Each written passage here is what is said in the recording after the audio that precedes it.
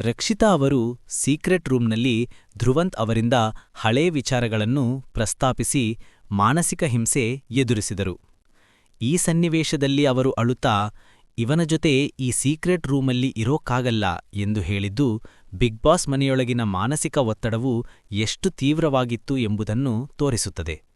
ಒಬ್ಬ ಸ್ಪರ್ಧಿಯಾಗಿ ಸೀಕ್ರೆಟ್ ರೂಂನಲ್ಲಿನ ಈ ಕಠಿಣ ಪರೀಕ್ಷೆಯು ಅವರ ಸ್ಥೈರ್ಯವನ್ನು ಪರೀಕ್ಷಿಸಿತು. ದುಃಖದ ನಡುವೆಯೂ ಆ ಪರಿಸ್ಥಿತಿಯನ್ನು ಎದುರಿಸಲು ಪ್ರಯತ್ನಿಸಿದ್ದು ಅವರ ಆಟದ ಭಾಗವಾಗಿತ್ತು. ಧ್ರುವಂತ್ ಅವರು ತಮ್ಮಿಬ್ಬರ ಸಂಬಂಧವನ್ನು ಹಾವು ಮತ್ತು ಮುಂಗುಸಿಗೆ ಹೋಲಿಸಿದಾಗ ರಕ್ಷಿತಾ ಅವರು ಕೂಡಲೇ ಹಾವು ಯಾರು ಮುಂಗುಸಿ ಯಾರು ಹೇಳಿ ಎಂದು ಪ್ರಶ್ನಿಸಿದ್ದಾರೆ. ಇದು ಅವರ ಭಾವನಾತ್ಮಕ ನಿಲುವು, ಇಮೋಷನಲ್ ಸ್ಟ್ಯಾಂಡ್ ಮತ್ತು ಸ್ಪಷ್ಟತೆಗಾಗಿ ಇರುವ ಹಂಬಲವನ್ನು ತೋರಿಸುತ್ತದೆ.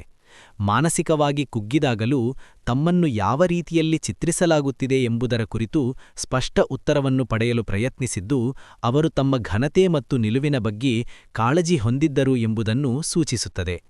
ಈ ಸನ್ನಿವೇಶಗಳು ರಕ್ಷಿತಾ ಅವರ ಆಟದ ಪಯಣದ ಒಂದು ಭಾವನಾತ್ಮಕ ಮತ್ತು ಸವಾಲಿನ ಭಾಗವಾಗಿತ್ತು.